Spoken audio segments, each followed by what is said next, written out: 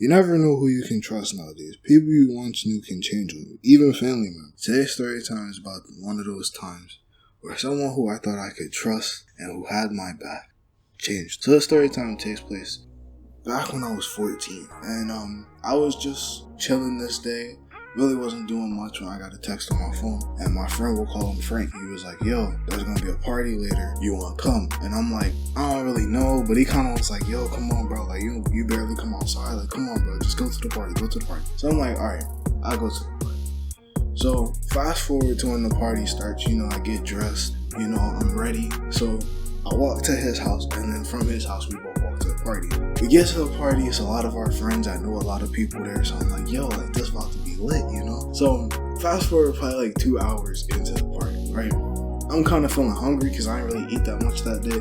So I'm like, yo, Frank, is there like anything on the snack table? Like, is there like anything to eat on the snack table? And he was like, yeah, I think so. Let me go check. So he walks to it, and I'm just sitting there kind of like chilling, vibing with people. Some people was like coming up and dancing. Some people was like, yo, like, I know you. So he comes back, he's like, there's no real food, but it's probably like it's like cookies, chips, and stuff like that. So I'm like, all right, just go grab me something. And before he left, I was like, but hold on. Make sure that like they not special. And if you don't know what I mean by special, it's like magical brownies, magical cookies. Basically, it's like food with drugs in it. So he's like, all right, I got you. So he come back with like 3 brownies and a napkin, and he handed it to me. And I eat the first brownie thinking like, this is good. Plus, it didn't taste any different than a regular brownie. So I'm like, okay, I eat all 3 of them. Like all 3. They were like little brownies, but I ate all 3 of them. Keep that in mind. So after I eat them, I'm kind of like, yo, I'm feeling a little bit better, and I go back to partying and stuff. Fast forward, and basically, me and Frank have basically like start talking to like these 2 girls or whatever. So as we're talking to them, I kind of like had my arm over one of them, and like I started to feel kind of like weird. Like I started to feel like everything had like a wavy motion to it. It got to the point where I was feeling so much like it that like the girl noticed that like I was kind of like swaying back and forth. So she looked at me and she was like, are you okay? And I was like, yeah, I'm fine. And I kind of looked at Frank with that feeling like, yo, something's wrong.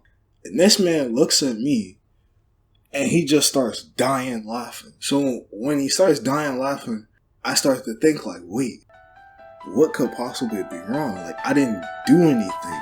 All I did was eat the brownies. I didn't do anything, but I ate the brownies. I didn't do anything, but I ate the brownies. The brownies is what's wrong. Once I come to that realization, I'm like, this man drugged me. So now I start thinking like, I ate 3 brownies. Usually people who do this often, they eat 1 brownie. I'm gonna be dead by tomorrow. So I immediately like tell the girl, I'm like, yo, I gotta go hang out with Frank.